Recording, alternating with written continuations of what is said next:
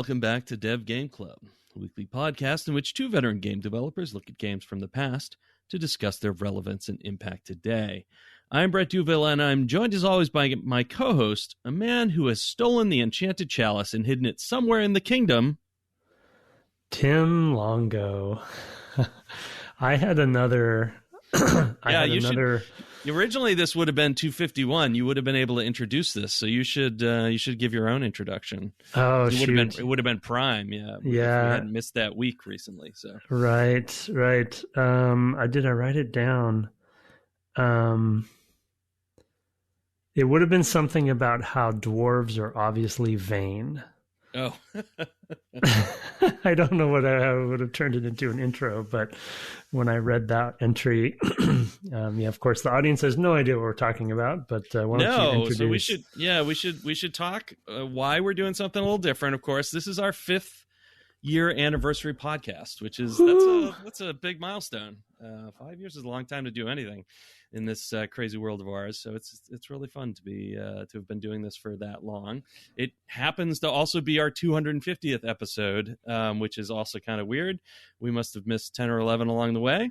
And it's coming out on the 5-year anniversary date exactly, because we used to release on Thursdays when we first started, and then we switched that around. Not too far in, I don't think. I didn't go and check and see, but yeah, in that time we've had a lot of downloads, well into the 700,000s, I believe. Wow. Total downloads is kind of hard to count because our thing switched platforms for statistics at one point, so it's like you have to kind of dig, but it's around in that kind of neighborhood, which is pretty cool. Thank you all for listening, and holy cow, way more emails than I could count, because that's not easy to do, but it's a lot of emails, and we thank you for those, and quite a number of reviews. It's been a ride, and we appreciate all the audience does for us as well. Yes. It has, in a word, been an adventure. Oh, nice. Thank you. You want to introduce our topic, our weird one-off 250th 5-year anniversary topic? Sure, I will if you want me to. I mean, it was your idea, but I will jump in. So yeah, Brett had I think a really, really great idea to have this anniversary episode focus on both of our first adventures, meaning games. Adventure games, I guess you could say. And he knew that from my perspective that I talk a lot about the Atari 2600 game adventure as a big influence, and still something today that I think about more than I should, for weird reasons that we probably will get into. And he suggested for himself Colossal Cave Adventure, which also, as I found out doing my research and digging, was occasionally called Adventure, just the simple word Adventure. More commonly called Adventure, yeah. Or Advent was the other thing. Advent was another one, yeah. Yeah, it was what the executable was actually named. So we both played our first adventures for the 5th anniversary episode, for this 5th anniversary episode. So, yeah, I mean, and it actually hits, we were talking in pre-show, it also hits kills two birds with one stone, because we have debated for quite a long time. I've wanted to do a 2600 episode, and we also haven't done text adventures yet. And so this actually hits both of those things, and I think it probably will suffice for the time being for both of those genres. Although Colossal Cave Adventure, in my digging, was there like a graphical version of some kind? There are a lot of versions of that game.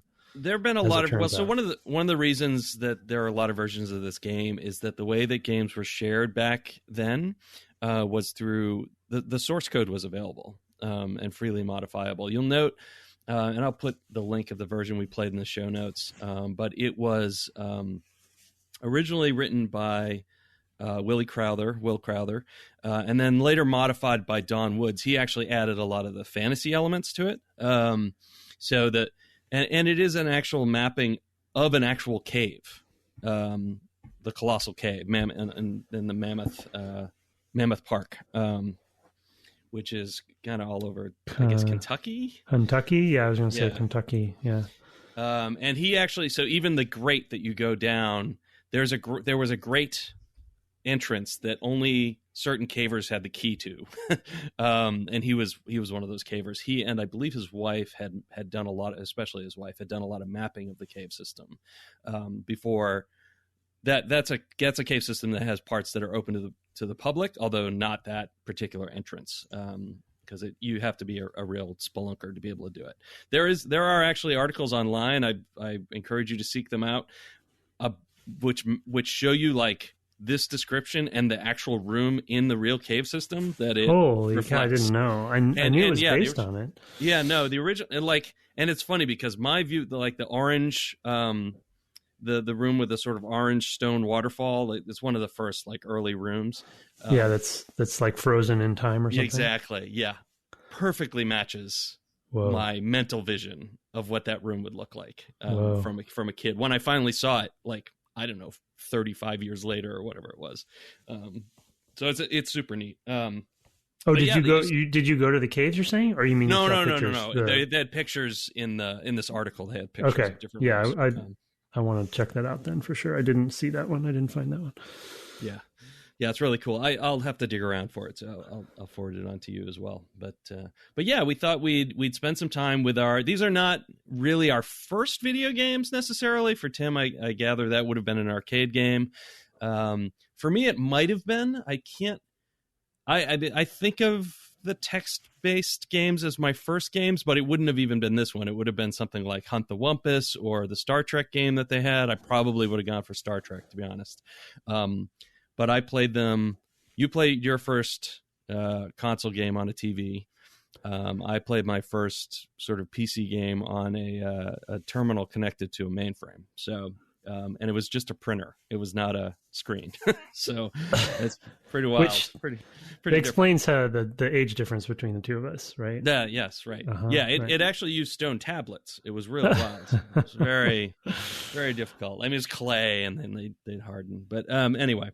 Yeah, and I did, like there was the Oregon Trail at, and those sorts of things at school and tech stuff there. But I would say 2600 and then an early IBM.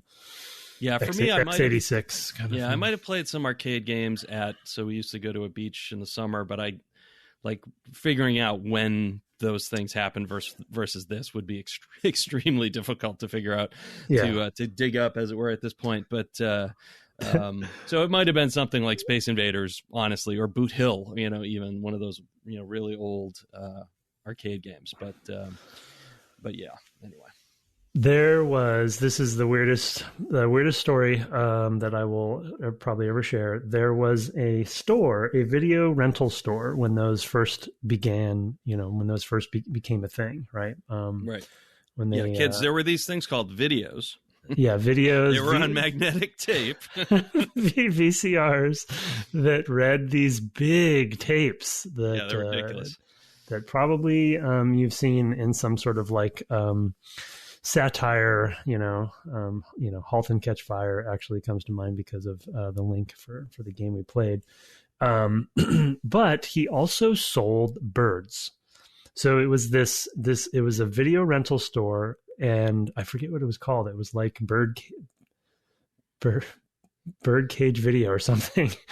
And it was the weirdest combination. And then he was obsessed with arcade games. So, and this was, I don't know, this was around 80 or 79, somewhere around there. And so we would go and rent the videos. We weren't bird people, so we didn't buy his birds, but then I would play video games, and arcades. So yeah, that was probably my, Space Invaders, right? Obvious ones right, like that. Yeah. But anyway, I just wanted to share that weird thing. And then he eventually ended up renting 2600 games as well, and so obviously that's where I played a lot of 2600 stuff. Gotcha. Yeah, for sure. For me, it was my dad worked at a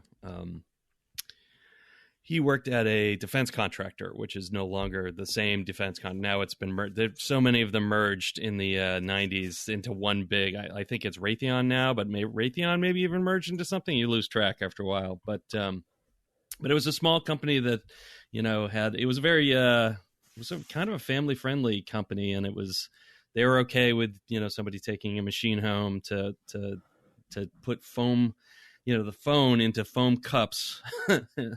That's what a modem looked like back in the day. There wasn't a special wire for it. There were these 2 cups, and it would literally use the speaker and receiver in the phone, that it would then, put out through a speaker signal and a receiver signal in these cups, inside these cups to the machine. So it was totally wild. And we printed on this super wide paper. It was like 11 by 17 paper, but it was like 17 wide. So it was like, and we were only using like the first, 40 or 60 characters worth. I don't remember how far across it printed. It was not sustainable as far as, and you had to tie up the phone line for hours, which drove my mother nuts, but it was quite a lot of fun to play that way. And for me, we would have played in stuff like, Pizza Hut had a table unit for like Galaga or, Pac-Man or something like that. There were only a few table units that I can remember ever seeing. So it would have been one of those. I remember playing Asteroids a lot back at that time as well. But yeah, it all overlaps. But for me, I think the one that really made me think, the one that really connected with me was Adventure because it is text-based. And of course, I'm such a reader. That was a huge connection that it made with me. So. Sure. Yeah. My question for you would be why this game? Why this adventure for you? So, I think that it, for me, kind of boils down to,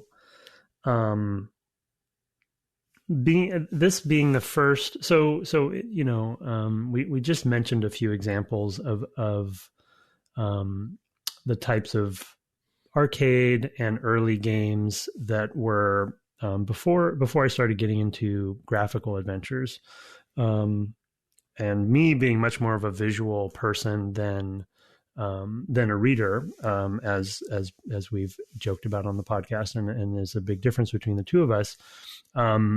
And then being sort of, being a D&D player and kind of lover, I didn't have a group of friends to play with D&D, but I had all the books and I would read and I would, and I was ready to play at any time, so that sort of like was all in my head. And so, a lot of the games at that point were really focused around action, and like Space Invaders, Galaga, Pac-Man, it was more, traditional arcade kind of stuff. And a game like Adventure, this particular Adventure wouldn't really lend itself well to an arcade game anyway. And so there wasn't a lot of games that felt like I was dungeon crawling, and so for me, this one was kind of scratching an itch of finally seeing the visual representation in a very simple way of the concept of finding keys and opening castles and dragons who are terrifying that are, yes, that can move through walls. And I want to talk about some of that stuff later too and ask you some questions about that. But I mean, and then mazes, right? And then bats and swords and all these sort of concepts that at the time, I just didn't really have an analog. There were, like, Commodore 64 had some interesting stuff going on. I think it was probably a little bit after this, but there was a Dungeons and Dragons game that was pretty good there. I didn't have a Commodore 64, so I would play at a friend's house. And those definitely were better representations. And television ended up having a D&D game as well that was pretty good. And, this is obviously for anyone who's ever seen or played Adventure, the 2600 version, it's a very, very simple and rudimentary. But you have to understand, like, there wasn't this concept, especially because there were 3 levels and they are different difficulties. And the other thing that the reason that I was joking at the beginning that I think about this game probably more than I should even today is, in retrospect, I feel like what I ended up realizing about this game is it's sort of a very distilled down version of some really fundamentally important game design aspects. And I don't think Warren Robinette kind of knew that at the time necessarily, but maybe he did. But just the concept of these objects and sort of especially once the bat gets involved, sort of the dynamism that can occur with them. The concept of like a magnet and a bridge that you can move through walls with. These are these little object-oriented concepts that change the rules of a game. In a kind of a very clever and still simple, but clever and almost dynamic way. And so even playing for the podcast, there just still to this day, wacky things can happen, unexpected moments can happen because of the way that he threw these variables into the mix, Right. And those fundamentals, I think, just have stuck with me. It's funny because, knowing the sorts of games that you love and games that we've talked about here, the games that have the stealth games, really, I mean, broadly speaking, mm-hmm.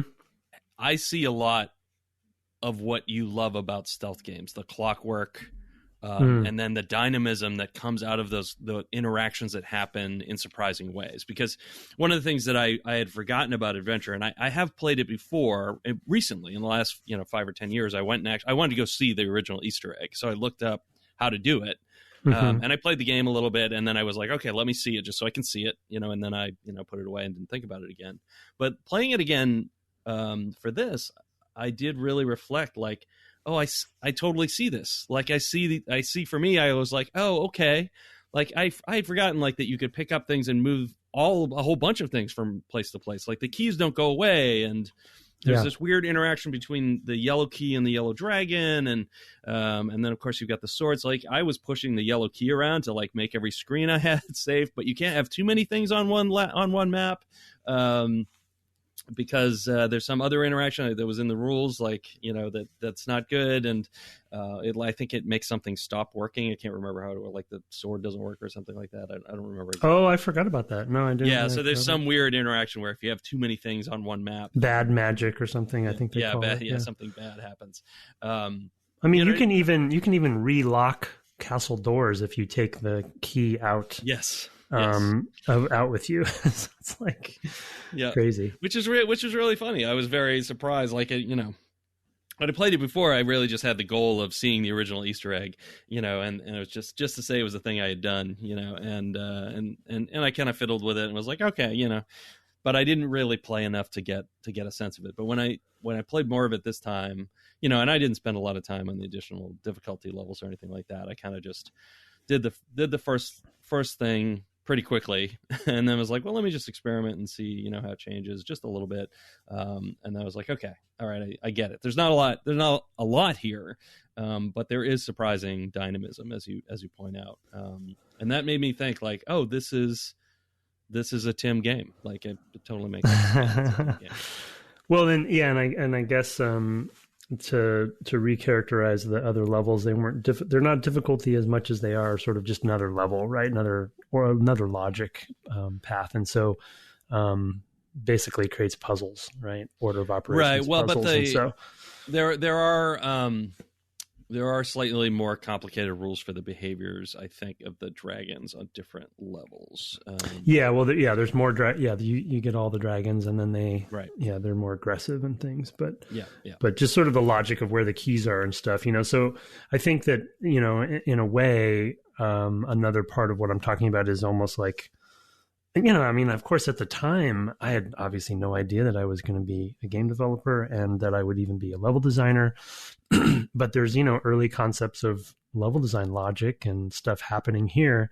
And again, he's using all the same tools, but just reconfiguring them, which, again, any good game developer should do, really. And there's, I don't know if you ever had it happen to you, but, when you have the bat flying around, it sort of proves, I think, part of what I'm talking about, because some crazy, crazy stuff can happen because, one thing that happened to me in this last playthrough, I think on the second level, was, I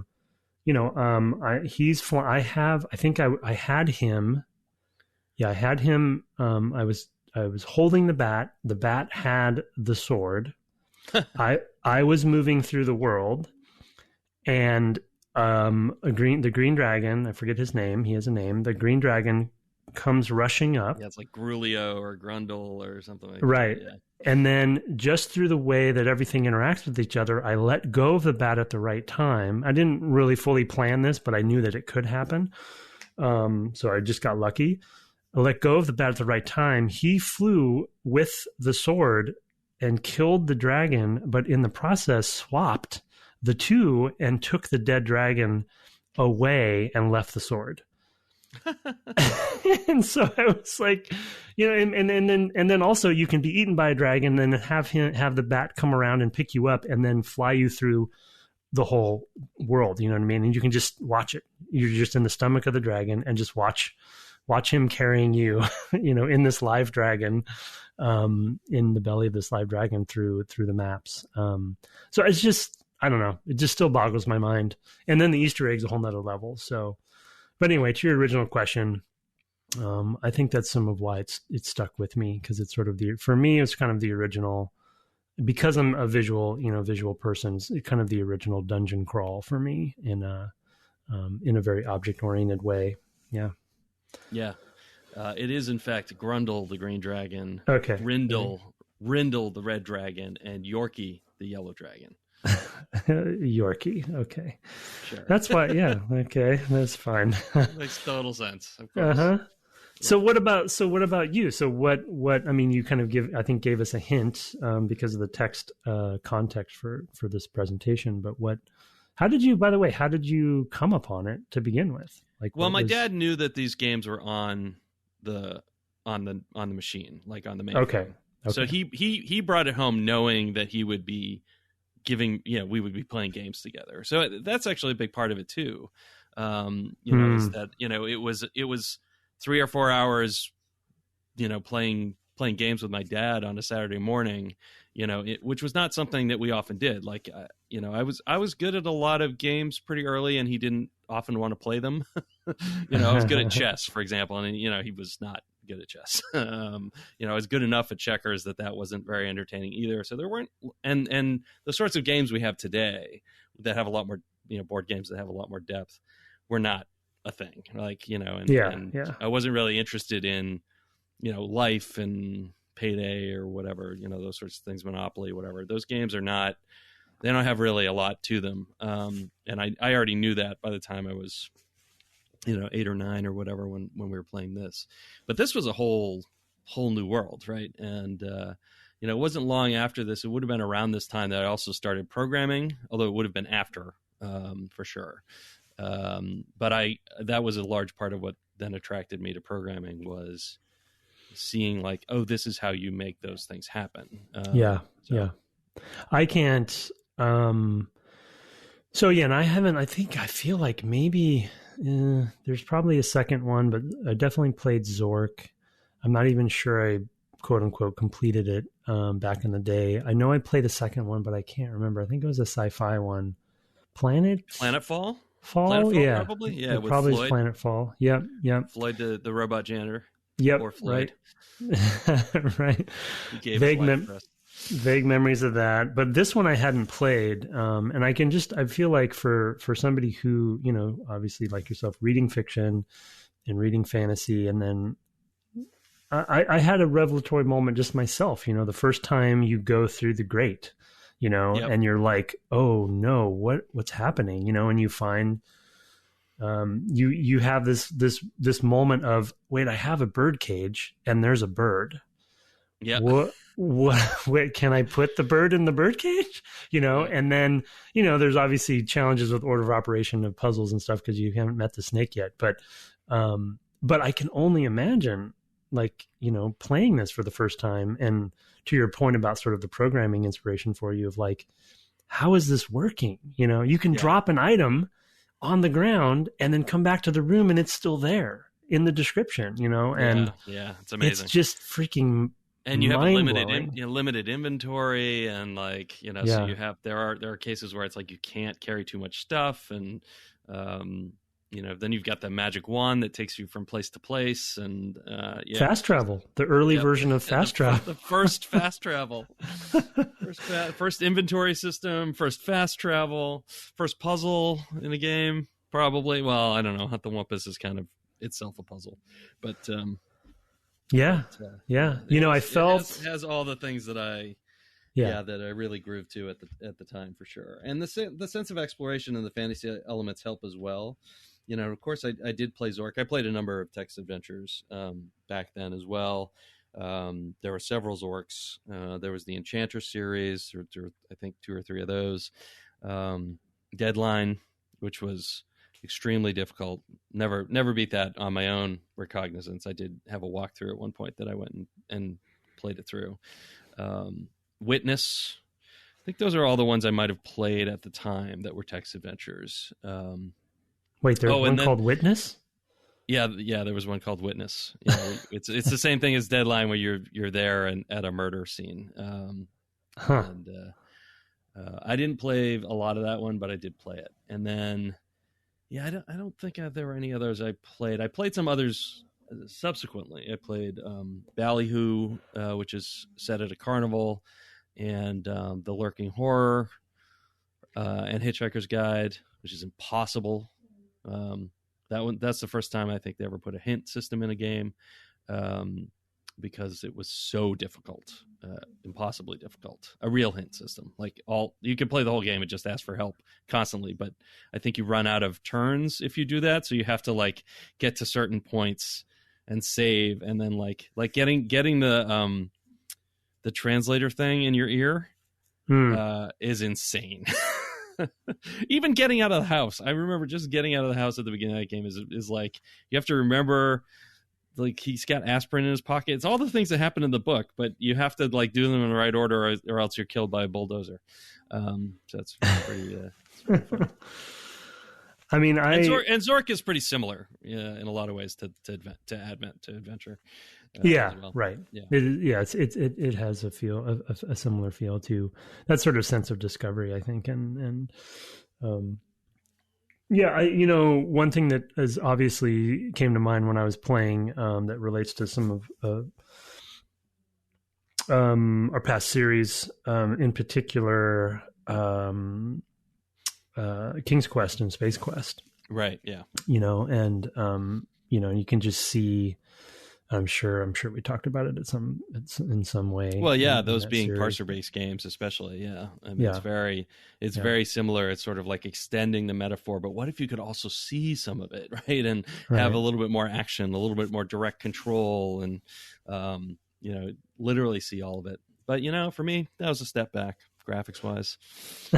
yeah, and I, we had a mail last week, right? Or was it the week before about what you see, when do you, how do you reveal things to the player so, they can fill in the blanks themselves. Right. And, right. Yes. And then, you're playing this, and to your point, the cave is way, way more vivid in my head than it would have been, able to be done at the time. And technically we're unable to do now. So it was very fun for me to go into this, blind and as a blind tester, and just enjoy, the sense of being in a forest before going down in there. And like I said, going through that grate and feeling like you're going deeper and deeper, and then finding a dwarf down there and a snake and a dragon, and filling all those blanks in my head as I forget which listener sent it in, but as he was kind of saying, and I really enjoyed it. Yeah, I'm fairly certain we never beat it, my father and I. And I think of it as such a formative experience. It probably wasn't a huge number of times that I played it with him. Yeah. But it really it really clearly hit a chord, right? I mean, my father and I were fairly different young people, right? He was a jock, he was an athlete, right? And I was a mathlete. So pretty big, and a musician, and that was not something that really appealed to him. And so we were pretty far apart from what our personal things that we enjoyed were, not that hit as a young parent, he was still so much an athlete, but just that had been the sort of thing he did when he was my age. And he was more of an go outside and get into trouble kind of kid, and I was more a stay inside and get through this pile of books kind of kid. So we had a lot of differences, and this was one thing that we could definitely connect with. And this was, of course, the first time I got an understanding of like what he did when he went to work, which was to work on similar sorts of machines, right? So it also I got the understanding at the same time that programming meant doing things with these machines, right? And so that was part of it too. And like I said, probably not, he probably only brought it home. It wasn't something he did every weekend for a long period of time. It was more like it'd be once every few months, right? And I'd keep the diagrams from last time, but you'd have to start over, right? So we had pieces of paper that was these huge 11 by 17 pieces of paper with huge maps on the back. We got stuck forever in the mazes of twisty little passages, and and drawing diagrams and being like, is this the same place? And not knowing how to map it out. We were talking about that a little bit in pre-show of like, well, how do you draw this? And treating it as a logical map, and sometimes just like going and putting a line out and putting like a letter. I still do this today, drawing a line out and putting a letter and then starting a new piece of paper, like you would do like you'd see in a D&D module, from around the same time, or even now, it's like, oh, this goes to this location on this other map, so these stairs or meet up over here or something like that. So it was that too, for sure. Yeah, and I realized when I did start mapping out myself, which we were talking about in pre-show, that one of my speaking again, sort of from a D&D perspective, one of my weaknesses in this regard was thinking very grid and graph paper based, because I definitely would do the same thing. And you have the letters, and when you run out of the graph paper on one side, you put the letter and then you go into another piece. And so I dove into this immediately assuming that, which I shouldn't have, and I guess similarly, to King's Quest as an example, because that was largely, there were a few shortcuts and stuff, but largely grid based. For the most part, or at least there were cardinal directions. You could just leave the screen basically, right? In the different directions. And so I really had, and still do have, a hard time grokking this game for sure. I only played for probably a couple hours. I don't know what a finished state. I started looking up a little bit of some walkthroughs and stuff, and sort of gleaned a little bit more about it. But what is finishing? I forget is it like 1,000 points or something like that? I mean, technically, it is a score rush in a sense, right? You're trying to get a better score. Yeah. And I think to get all 1,000 is a pretty sticky widget. I can't remember. We certainly got nowhere near that. Yeah. But we would keep track of like our highest score and things like that, to get a sense of like how far we got, and knowing what the total possible points were and things like that. Yeah. Was really helpful that way. But it was a thing that people would modify, as well, on machines. Not that the version we played had been modified, but because it was open source, it was source codes were passed around. It was something. There was actually, I'll try to track it down. There was a really good article that dug into the source code of how he actually constructed this thing, which, had to fit a lot into a, tight space. There were memory constraints even then, and to be able to interpret all the different commands you can use in different places and how to respond to them was really quite clever. So I'll see if I can hunt that down again for folks to read who might be interested, because it was fascinating to me as a programmer to read it and be like, wow, how did he had to do what? In a lot of cases, it was wild. It was very wild. So it was pretty neat. I'll look for that. It'll be in the show notes if I find it. That's I'm sure people would be interested in that. Obviously Myst came to mind too, the descriptions of places, it felt like you can see this sort of same, and that being much more of a logical flow than grid based, I guess. But yeah, just the realization that there is a limited inventory, the realization that you can drop things, I assume, pretty much in any room or any space, and that they will stay there. Things like eating the food, drinking the water, refilling the water bottle, filling the water bottle with different things, like oil and water, and then using them in different times. just the different reactions to some of the things you try. Like, what was one? It was something with, or, like trying to use the axe against the snake, as an example, and then they have a response for that. I never figured out actually what to do with the sword. Now that I think about it, that sword in the stone.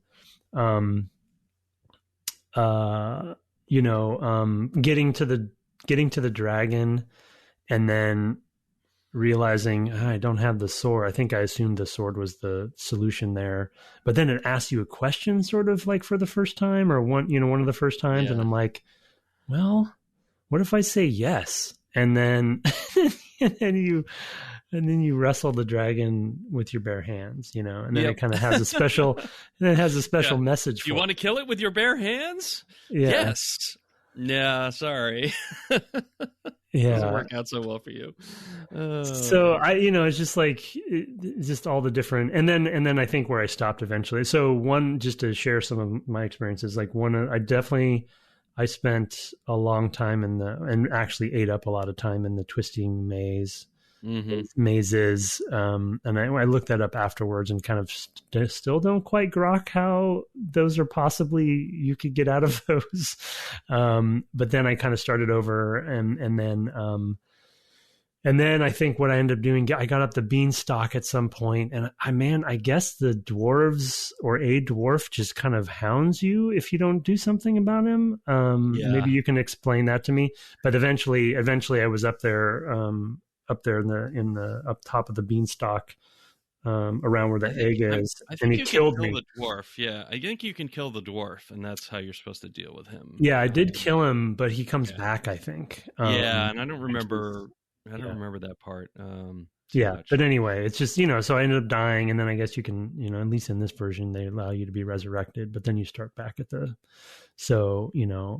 don't know. It's just, and then I didn't, obviously, let's see, I probably only got about like 120 points or something. Right. I did go back once using the teleport thing and drop some treasure there and that I had on me. But then, there's you find a vending machine at some point that I assume you could use the coins, but I dropped the coins, so I didn't have them with me to get maybe more batteries for the lamp. Yeah, you get more batteries for the lamp there. Yeah, that's useful. Oh, and then actually just the lamp, right? It's like having an on-off state and then having different things happen based on that. Like I don't, not being a programmer and not, obviously I've scripted before, and I've built scripts around logic for levels and things, so I can get it conceptually, but I don't know. It's just it's so interesting. And I can only imagine like a kid playing this for the first time and how it would impact you. Yeah. Oh yeah, for sure. I mean, by this point I had already read Lord of the Rings and stuff. And so I was totally into fantasy and this has all those fantastic elements and yeah, I mean, it's just trying to figure out how do what to do with all these different things. And when I sat down to play it again, I was like, yes. Yeah. And I did the first, I don't know, bunch of things, just wrote, I didn't even have to think about it. I was just like, okay, you go west, then you go west. Right now you got to go down. Okay. Oh, I forgot. I got to go back and put down the rod so I can get the bird. And then I take the rod and then I go back and I scare off the snake and blah, blah. I'm just like, bing, bing, bing, bing, bing, bing, bing. I did it yesterday and I haven't touched this thing in ages. I mean, probably since I was a kid, to be honest. I don't know that I've ever played it again. Maybe I did go with a walkthrough at one point. Mm-hmm.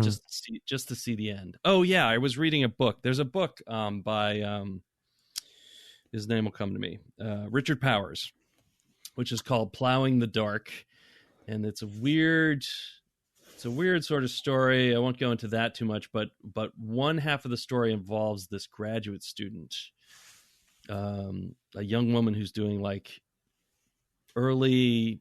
It's sort of VR work. It's back when we had these rooms called caves where you projected onto the walls around you, from typically a Silicon Graphics machine to simulate being in an environment.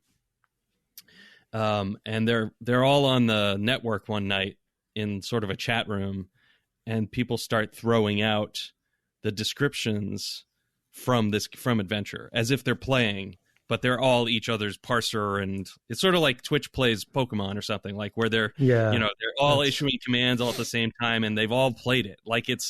And it was reading that in a book, I was like, I feel so seen. Like this would have been me, this could have happened to me. And I think that was the point at which, and that would have been probably at least 10 years ago, where I went and actually dug out an online version and played through with a walkthrough just to do all of it. But I don't really remember that. When I do things with walkthroughs, I don't remember them. Yeah, you didn't spend any effort, so it's like it doesn't really cement in your brain. Yeah. Yeah. During some of my searching, I randomly found this video of somebody. It was like it was weird. It was like a video from like a North Bay, probably in the Bay Area, North Bay Python Society or something. And I guess this person had recreated it in, I assume Python or something, but but using text SMS as a way to play it. And so he was sort of demonstrating, he was like texting the parser or something, and then kind of playing the game that way. And so I don't know. It seems like one of those sort of ubiquitous kind of fundamental things, that people come back to and reconstruct in different ways. But yeah, that book sounds fascinating too. So you snuck in a book recommendation in mid cast. Good mid-cast. I managed to put in a book recommendation. Yeah, I mean, it was I think for me, it's interesting because, I'm not the lore guy anymore, but at the time, that was so much of what this was about. Like, I was sort of not as into the mechanics. Like, it was more trying to find more of it. Like, so you could read more about this place than it was. That was the end, right? That was the end that you were trying to do, not the, it wasn't even so much to beat the game. In fact, that would have been disappointing in some ways because it would have been over. And trying to puzzle your way through. Yeah, it was exploring, exactly. Yeah. And discovering. Yeah. And I think it really lends itself to that. So yeah, there were multiple times when the discovery word popped into my head, and especially, specifically to your point about like sort of the written word in this form, because again, I definitely got lost a lot because I just can't visualize the space, and I have a hard time if I can't visualize it, and my maps just kind of got way off track. So I kind of brute force it at times, but every time you get to a spot where you get a new like block of text that you haven't seen, just that kind of one moment of that concept, of like, it's like entering a new room in a action adventure game or something, right? Where it's just this gloriously, crazy looking cathedral or something, but here it's a block of text that you haven't seen before. And you're like, oh shoot, I found a new, where's this? And you're kind of reading, it's like, and you're looking for clues. The other point that I wrote down in my notes is sort of using language as clues. And the example I was going to give, which I didn't realize until I looked it up later, is, in the Twisting Maze stuff, the way, which obviously this, but for those who haven't played it, the way that the sentences are written gives you clues about which maze you're in, I guess. Yeah. And then that you can you should map out a separate, even though I guess they're connected, but it's like the writing was part of the game design is my point, like this is sort of early narrative design. The first narrative design was this game. And that's something that Infocom really took forward, right? I mean, is that they had so many games to iterate over the ideas with, but they spent a lot more time figuring out what could you do new with the parser, what could you do that was new, that that you would use verbs in ways that you didn't expect, right? There's some playfulness there, and having to make your own maps. I recently there's a guy, and I can't remember his real name, but I think he goes by Zarflong or Zarblong. He's a famous writer. I'll have to look him up, put it in the show notes. But he recently wrote a sort of defense of like, people think of these games as sort of opaque, because we didn't have the tools for design yet. And he's like, that's not necessarily true. A lot of these things are things that could have been done at the time, but it was a design decision to have a limited inventory.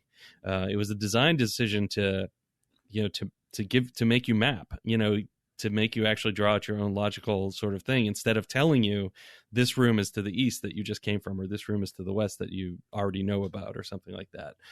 It would have been possible to do the writings in such a way that as you explored places, it would actually just tell you where you were, like, and how to get places. Maybe not long, detailed, like if you wanted to go 6 rooms away, obviously that wouldn't be available to you, but there would have been more information, things like that. And I always thought that was interesting too. I don't know. It does mean that it's not to a lot of people's taste, for sure, but it is a thing that there have been several attempts to bring back in a market driven way, in a way to try to make some money, and it never gets off the ground. Right. To bring back text adventures as a saleable thing. So it has a very robust hobbyist community. So right. Still, ultimately may always be niche, but the good thing about niche genres is that they are beloved by the people that play them, right? And that's a good thing. Yeah, I mean, I just, even in, and I like I said, I found this out afterwards when I started looking up some of the walkthroughs and stuff, but even just because I was so darn lost in the twisting mazes for so long, finding apparently there's multiple dead ends, and stuff. And then the vending machine, I think I found a pirate at one point. I'm not sure what that was about, but he ran away. So I didn't really get what happened there. But, you might be able to use the coin for him as well. I didn't resolve it. So he had a chest, right? He had a chest with him that he ran away with or something. So I assume. Right. Yeah. You can get that chest. That's a lot of points to be able to get the chest. Sure. I don't remember how to get that either. Yeah. But when, again, I use the twisting maze as an example, because if you stay committed to it, as I tried to for a while, and then you kind of like slowly go insane by going in circles and stuff, there's times when you realize the sentences are written in different ways. You know what I mean? So it's sort of like, it's like a graphic adventure or something where you kind of it dawns on you that you're putting 2 and 2 together, and that they're actually trying to tell you something. Right. So to your point about that, what that guy was writing about in defense of this stuff, it's like, they didn't have the tools, but the language and the way that you're writing the actual lines is a clue. For us. I mean, one of the aspects of playing it with a screen is that it's hard to go back and look and reflect on that. When we were playing it on paper, we could literally go and like flip back, wow. Yeah, and go, and we would do that. I can remember having moments of epiphany where like, oh no, this is different. We've read this before. So we might be close to something here, especially with the mazes, right? And having that moment and going back and saying, well, what did we do then, right? And maybe we should do something different, or and being able to like go back a couple literal pages, because it was the what do they call that when the pages are connected top and bottom, and it's folded each way? I forget what that's called. But yeah. So it's continual feed. Blanking on it. Yep. Mm-hmm. Yeah. And dot matrix. Well, no, it's a dot matrix printer, but it's the paper itself is the fold type is anyway. Got it. So you basically had a trail of clues. Exactly. And we could go back and a history. Have a stack. I mean, he'd bring home basically the equivalent, a case of paper basically, and we would go through half a case of paper playing this game. With just like seeing seeing things again, and then we'd die and we'd have to start over. And you're writing your own. It's almost like you're writing your own story, right? Because you're based on what you chose to do and where you got stuck, and so you can almost, I would assume, go back and read that as if it were, it's like we talk about player stories, right? Like in any game with choice. It's like, how did you play? And, well, here, I'm going to hand you how I played. You can read the whole thing, and you could use it like offline to validate your map as well. Yeah. Yeah. So the machine has now gone back to work with Dad on Monday, but I've still got the paper. So I can go through it and like make better maps. Like, oh, this is harder to read. Like now I've seen it several times. I can actually make a better map as well. So it was fun. Yeah, it was really good that way. So. Yeah. Anything else you want to hit about either game? Well, I was curious whether this adventure led you to other games, and I think you've mentioned some, so maybe you've kind of already answered this. But if there were other games that it sort of took you towards. Oh, adventures, specifically. Yeah. Well, I mean, I not long after, so I definitely was a 2600 kid for a long time. The two other games, one actually ended up being more scratching the itches much more than the other, but Pitfall and Pitfall 2. Pitfall very, obviously is much more on that action side. Like I was saying, that was sort of like the main focus of most of these games. And that's why, again, adventure stood out to me specifically. But Pitfall 2, for those who don't know, was I mean, I still remember that Christmas because I got that for Christmas. And it's just like my mind was blown that it was in the house, because Pitfall, you can only play so much Pitfall. You were a Nintendo kid that year. Yeah, I was that Nintendo kid before. Yeah, so before the Nintendo, I was a 2600 kid, and so, but Pitfall 2. The reason I bring that one up is structurally, it's sort of like it's not necessarily open world, but it is sort of open world. So if you can imagine, Pitfall, which is everyone can imagine and is easy to imagine, and basically linear, right? It's like left to right. But if you can imagine, basically like levels like that, but all stitched together. So you can go up and then basically go right to left, and then you go down. And so it's almost like a side scrolling open world structure. And it actually loops around, I believe, back to the beginning. So it's sort of like, you go down into that second level in Pitfall, and then in Pitfall 2, you can go down a third level, or you go down and then to the left, which you never really could do. And so it kind of became, another sort of mind blowing sort of adventure, if you will, or exploration, right? With a little bit of, it's kind of basically early Tomb Raider. So that one, and then I mentioned some of the D&D stuff that was on some of the other systems. But what ended up happening is, we got that early IBM and then Sierra, as I've talked about on the other series. Sierra ended up being the dominant sort of progression of that. Right. But adventure was still something that I would go back to from time to time, and obviously it's easy to expend it. As far as like quote unquote finishing the game, it's easy to do that, right? Like it doesn't take long, and once you know it, it. However, the question that I wanted to ask you for your memory of playing it was, what? Because I feel like the rules, even though it's a very simple game, to kind of to play and to understand, like I was saying with some of the dynamic elements of it, with the object oriented aspects and the different, like there obviously isn't a AI per se, but one of the sort of allowances that they made was I assume because it probably would have been impossible to have pathfinding or whatever, or even if people knew what pathfinding was at the time, but the dragons and the bat just fly through.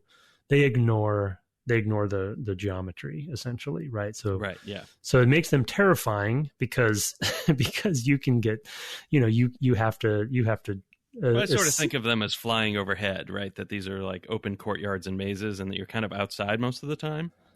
Yeah, that's fair. I mean, the cover of the box sort of shows that they're sort of that's the case, maybe, and that they're kind of maybe crawling over, over the hedge maze or what have you, but I mean, it seems also like from a constraint perspective, it seems like a kind of a brilliant, because basically all they have to do is have them chase you, right, and ignore the geometry. And fiction aside, I guess I'm saying, like maybe that sort of the concept of them being in a hedge maze came later or whatever. That's how they justified it. But it feels like, I guess my question is sort of like, it almost feels like an engine. You know what I mean? Like it's like a mini engine, because there's rules like magnetism. There's rules like this bridge can allow you to go through these spots, and right. through the maze. The bridge is super neat.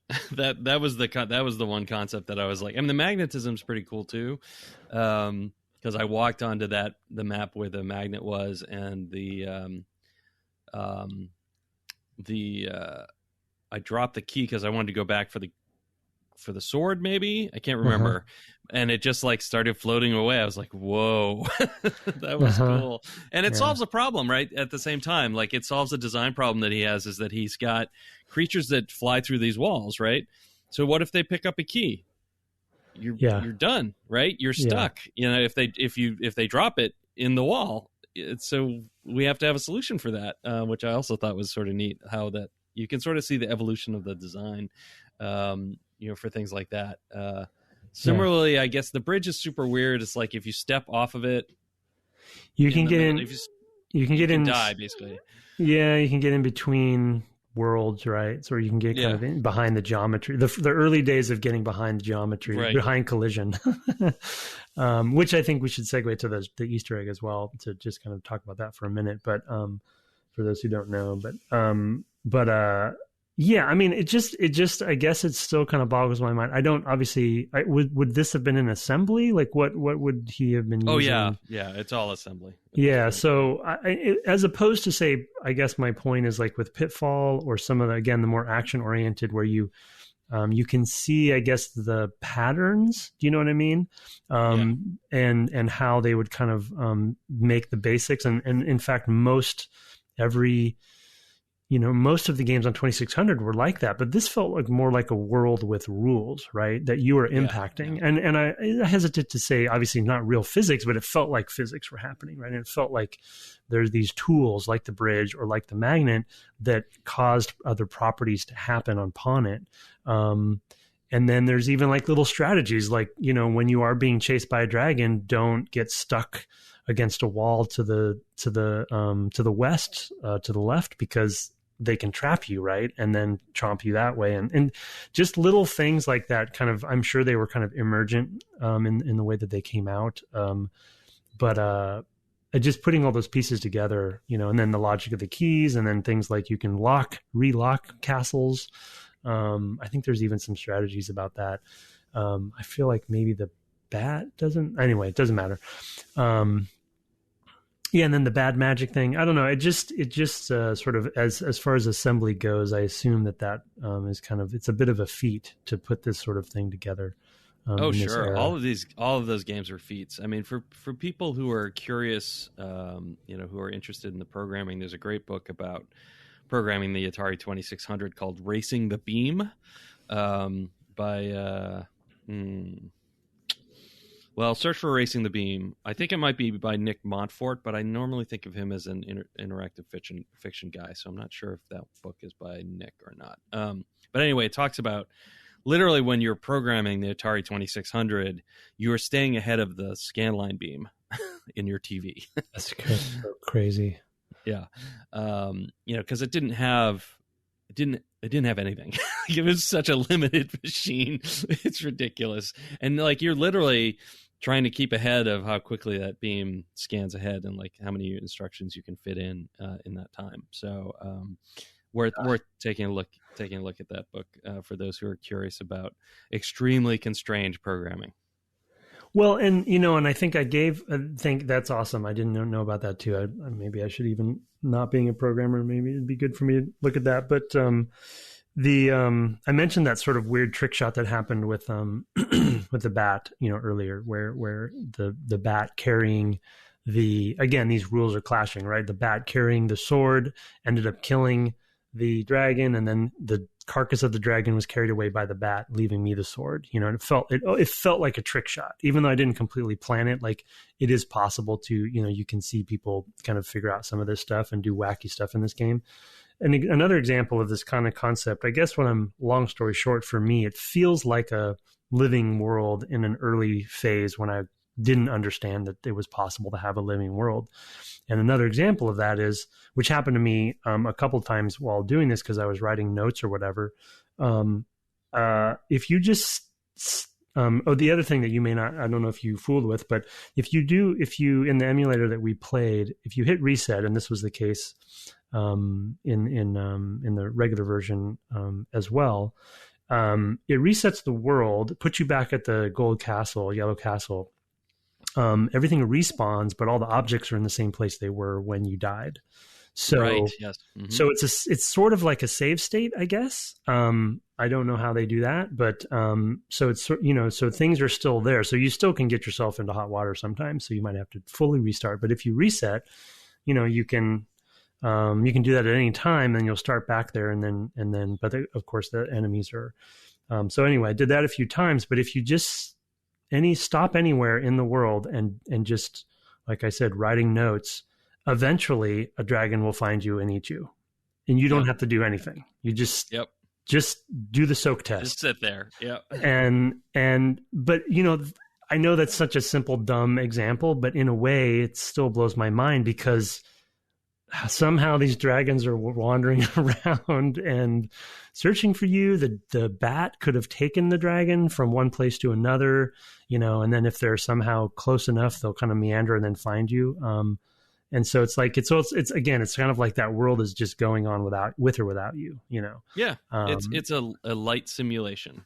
Yeah. Sure. Yeah. So, yeah, I mean, there was more simulation in it than I realized.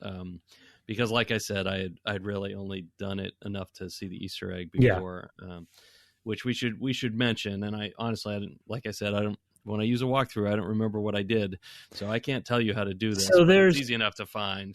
Yeah, I'll do a quick overview. Like there are certain mazes, if you haven't played this, they're obviously top-down mazes that are fully revealed on screen. There's certain mazes that are trying to almost simulate like the concept of having a torch. So when you go through, you can only see a space around you as you're moving, so you don't see the rest of the maze. You kind of have to suss it out that way. And so if you use the bridge in one specific spot to go into a secret area in one of these torch mazes, essentially, obviously you can't see it because of the torch part, but you can kind of go down into sort of an behind the scenes kind of spot, and in that spot there is a dot, like probably 4 pixels big or something, and you can then it's an object, so you can pick it up, and it's just a very tiny thing, and then you bring that dot to. So the other thing I was going to mention is there's in the main hallway that you'll be traversing multiple times, there's these walls that are on the side. They almost look like gates, really. And you see that there's space on the other side of these gates, but so you'll see this multiple times, but of course you can't get through that. If you have this dot in one of the sort of gates or walls, you can actually you use the dot to sort of penetrate through, and you can go behind the wall, and if you go into the secret room and basically warn Robinette. I was going to say another word, but yeah, warn Robinette, put his name. And I sent a link to a little quick history video that I'll put that in the show notes as well. Yeah, and it basically kind of talks about the state of Atari at the time, and and how game developers weren't getting. Atari was notoriously, treating their employees pretty poorly, and so he did it almost as, he did it as a protest because he wanted his name. He wanted to sign his work. Yeah, he wanted the recognition. Yeah, and so so there's sort of in a way an early sort of step in the direction of game developers having recognition, but it's also an Easter egg. So, and then so watch the video. It's kind of cool because then they kind of talk about how Atari took that protest and the concept of Easter eggs kind of were created. And then you see his name behind it. And I just remember as a kid, I think I used it was probably in a magazine of some kind that I used to find this thing, and just because I had obviously played it for many hours before that, and then to know that there was this thing that I didn't know about, right? Yeah, that I had never found, and actually, Atari, if you'll see in the video, Atari didn't know it was there either, and they did not. Yep. A kid found it, like a player found it, and that's boggling too, right? The concept of somebody finding this as this sort of emergent sort of thing that wasn't clearly part of the main objective. So anyway, yeah, pretty cool. And once that happened for me as a kid, it was just like, I can't believe this is possible either. This game was already blowing my mind, but then the concept that there's this extra thing that is optional and that, was very special, was just a whole nother sort of revelation. My final revelation about Advent comes significantly after first playing it, maybe 30 years after I first played it, when at GDC in around, I don't know, remember the year, I'd have to go look it up, 2011, 2012, something like that. I got to meet Don Woods and shake his hand and thank him for making the game that I can most say, contributed to my getting into computers at a young age, for sure. And he was there. He got the award for, I can't remember what they used to do. Maybe it was a Pioneer Award or maybe the first penguin, I think they used to call it. The first penguin, the one that's bold enough to jump into the cold water award. And Will Crowther wasn't able to attend because, these guys are getting up there. But Don Woods was there, and I got to go up and meet him and shake his hand and thank him. So that was pretty cool. So that was definitely a good moment for me. I've had a lot of good moments at GDC over the years, but that one definitely is a real highlight. I got to explain how I played with my dad and what a huge impact it had on me. So that's amazing. Cool. That's awesome. Yep. Yeah. Yep. All right. Well, those are our adventures, our first adventures. Thanks. This is not something, these are games we probably wouldn't ordinarily pick apart, because they're pretty dated and hard to play, really, relatively speaking, because there's not a lot to them really, but but they are the sorts of things that we played first, and it made a big impact on both of us, clearly. So, yep. Yeah, it was a good idea, and it was a good trip for me, definitely down memory lane. And yeah, I'm glad we finally got to play a text adventure as well, because I think there's some fundamentals there that still resonate with any adventure game, today. So yeah, and we may have to go back and look at Pitfall 2 and maybe Lode Runner for our 10-year anniversary. Some other formative games. Our second adventures. We do have a few emails that have to do with 5 years, not so much with Baldur's Gate, which was the game we'll go back to next week. I did want to, before I get to those, I wanted to correct. I did have Nick Montfort's name correct, Racing the Beam. It's also by Ian Bogost, and so I should say I actually know Ian a little bit personally. I had forgotten he had written that one with Nick Montfort. I know he's really into the Atari 2600, so I should have remembered that. But I did want to mention that as well, and come clean on knowing Ian. Full disclosure, I guess they call that.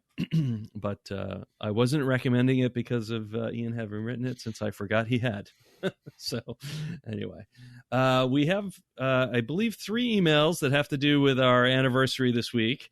You have the first one. And as part of it, these were to devgameclub@gmail.com, of course. As part of it, you'll see, but I'll describe the slight change we'll have to our website when this goes live. But go ahead and read this first mail. Okay, subject 50 games from Johnny Pockets. Good old Johnny. Hi, Johnny. Thank you for writing in. 50 games. Wait, is it also 50 games? Is that the situation? Well, he needs an official count from me. I'm not sure I can really give an official count, but it is in that neighborhood, yes. Okay. Congratulations. Good day, gentlemen. Congratulations on covering 50 games-ish. It is a great achievement and should be celebrated. Jolly good show. I believe Johnny Pockets is in Australia, as I recall. No, he's Japan. Oh, he's in Japan, but he's Australian himself. Correct, yes. I think it comes close to your 5-year. I think it comes close to your 5-year anniversary. So more congratulations in order here too. I've updated the timeline I sent previously. Oh, 2 years ago. Oh, nice. This one took longer because A, I automated the process to make the timeline by writing a program, and B, I used a game engine, which I don't have much experience with, in a flesh of Sprite de Core instead of standard graphics library. Is that correct? Sprite de Core? Did I pronounce that right? Yeah, yes. He didn't spell it properly, but that is what he meant. Yes. Okay. Well, he sort of He might be playing on Sprite. He's playing on Sprite there. Yeah. That's what I don't think it looks as good as the previous version, but it is now a scalable process. Notes, the asterisks. Next to the game names represent the game has an interview, and the plus sign signifies a bonus episode. Thanks. And here is to another 5 years. Cheers, Pockets. P.S. I sunk what I felt was a good amount of time playing Baldur's Gate before I realized I had not even started the game yet. So far, I am stuck on the tutorial where they tell you it is like Dungeons and Dragons. I am sure it helps for people who have played D&D, but for me, it is fairly intimidating opening fairly intimidating opening to the tutorial. Park Ranger Glenn will get through this challenge somehow. And then he has a little note here. I swear, when I came up with Park Ranger Glenn, I had no idea there was already a Park Ranger Tim. Nice. Yeah, good luck with that, Pockets. Wow, thank you so much for doing that. That's really gracious. I can't. Yeah, it's that many games. Yeah, it's really neat. It's a lot of games. He also sent a map, an image map. It's been a while since I've used one of those, but he gave me instructions like an HTML map. So if you click on a place, it'll take you, and I think it'll take you to maybe the first of the games or something like that, of the first episode show notes for the games when you click on the different games in the image besides. So it's kind of neat. Cow. I have not tried it yet, so that we'll see if I get that working by the time because I'm not sure what kind of control I have in Squarespace to put things in particular places, but we'll see how it goes. We will figure it out. I believe I'll figure it out. I don't know how it'll work, but I'll figure it out. I have one here from Dave from Seattle. Congrats on 5 years. Hey, Brett and Tim, I wanted to write and say congrats on 5 years of the podcast. Whether I play along or not, it's been a great way to engage with the gaming hobby. Listening to this podcast has played a major role in motivating/inspiring me to finally get around to making a game of my own. And although I still have a little ways to go on it, I've put together a trailer for it that I've linked below and that will be in the show notes. I have enjoyed building my game so much that I decided to make a career change. I'm currently working my way through a coding boot camp. I just wanted to write in to say that your podcast has played a significant role in setting me down this exciting new path, and that whether I end up developing games professionally or not, I still plan on making them in my free time. Thanks in large part to your podcast. Congrats, Dave from Seattle. And I watched the trailer earlier today. It's called Juno Star Planet. It's clearly some Metroid influence there. Ooh. I see. So it's a Super Metroid influence. I think it'd be of interest, and who knows when that will come out, but I look forward to checking it out. Thanks so much, Dave, and good luck to you on your new adventure, as it were. Wow. Yeah. I'm really I'm happy we could help. I do hope you I wish you the best and stick with it, and you'll get there. I'm totally excited for you to get into this crazy industry. And thank you for listening. Yeah, it's very, very nice. So you want me to do the next one? Yeah, do the other one. And I have some stuff for that. I got to go find my notes. Yep. Okay.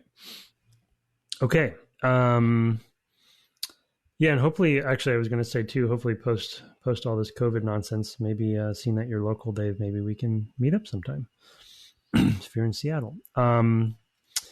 Okay, subject, your intro list, Keith Mystery Dip Wagner. Back in your Fallout series, episode 29, told you I was going back and forth. You mentioned during your Tim introduction that you had a document of potential intros you save to use it at a later date. Since your 5th anniversary is coming up, congrats. I was curious how long that list has become to this point, or if the games provide enough material week to week that you no longer need to reference it. Regards, Keith Mystery Dip Wagner. Keith, why did you do this? Well, I will say I did not, at a certain point, I don't know, Probably not terribly long after that episode, honestly. I don't think I did. I abandoned the sort of coming up with weird things to say about you that had nothing to do with games specifically, and just switched to basing them on the games we were playing. Probably not too long after that. I did go hunt down that document to see if there were any I had never used. And I did have a few. Looks like I probably gave up coming up on Thanksgiving, because a lot of them have Thanksgiving themes. Here's one. A man who some people like to refer to as the gentleman caller. That was one. A man who avoids a traditional Thanksgiving meal because he doesn't believe in cannibalism. There's a little subtle dig there. A man who is a little out of step because he's asking people to beware the Ides of November. So that's would have been a November 15th one, I guess. And then I just have here note something about Robert Smith and the Cure, which refers to somebody's sweet, sweet high school hairstylings. Oh boy. You're finding a way to get that hairstyle in there. I gotta. I mean, come on. I know. It was so glorious once, and it's so... Regrets. You've had a few. Yeah. So those were a few. There were not many. So at that point, I think I was feeling that they were thinning out, and it was definitely time to find a new way. There were other things I considered doing at one point in the podcast. I think I immediately abandoned one of them, which was if we had a break. When we come back from the break, the idea would be I would be in the middle of saying something, and then I didn't realize the mic was hot, and then stop saying whatever that was, and it would just be somewhere. I remember that. I tried it once, and it went so badly. I was like, I'm never even going to try it again. That was so awful, and I cut it out. I don't think there's anything else really that we've done. One of the big changes is that we do not always have a break. We used to really always have a break, and it was very common to so it put in the show notes, here's the thing, and then the break, and then we do feedback after a break. Mm-hmm. And we still do it sometimes. That has more to do with how long it's going on and whether or not we need a bathroom break, to be honest. But that's probably the other biggest change. Oh, and the other thing is, of course, in that first year, we did bonus games that were kind of just things that are out now sort of stuff. It was often they were connected, but they were sort of like a shorter half episode that we might do on a Friday. I want to say we would release them on the Friday or something. I remember that. Yep. We were fooling around with different things. I mean, I feel like all of my favorite podcasts fooled with formats for a while until they kind of settled down. Yeah. Yep. Yeah, and then the last thing I wanted to mention was, and I'm trying to look it up because I can't remember off the top of my head, but we had a little text exchange a few weeks ago about the anniversary, and I had dug out when I first had email from you about having a podcast, and I believe it was 2010. Do I have that right? 2010, I think, was the first time you emailed. You're asking me if you have that right? I don't. How am I supposed to know? Well, we were talking about it just in text not that long ago, so I didn't think it was that. You've already forgotten even that text. But I see. You're asking me if that's what you said in the text. I see. Yes. No, I know you don't remember the email. No, I didn't. I'm well aware you do not. Yep, 2010. Yep.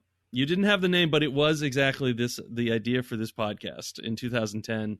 You're like, hey, we should do a podcast where game developers get together and talk about a game over a few episodes. Right. And I was like, sure, okay, let's do it. Yeah. And then and 5 years later. And 6 years later, we actually started getting that thing off the ground. So it was a long time coming, but we finally got there. In the end, and it has been really fun to do it with you folks for the last 5 years, and here's to many more. Yes, here's to many more. I can't believe, it's a blur. I mean, somebody just in the mail that we just read, somebody mentions Fallout, and I'm just like, man, we did Fallout. We 50 games even for Johnny to say there's around 50 games. That's also just. Wow. We just kept going. I think it just kind of, I don't know. I guess I kind of maybe assumed that this is how podcasts go, but they kind of just get a life of their own, right? And they just kind of keep going. If you choose to do them weekly, like we have insanely chosen to do, then you just, before you know it, maybe. I think one thing that keeps me going too is the variety, right? Like it's fun because we bounce around genres, you know.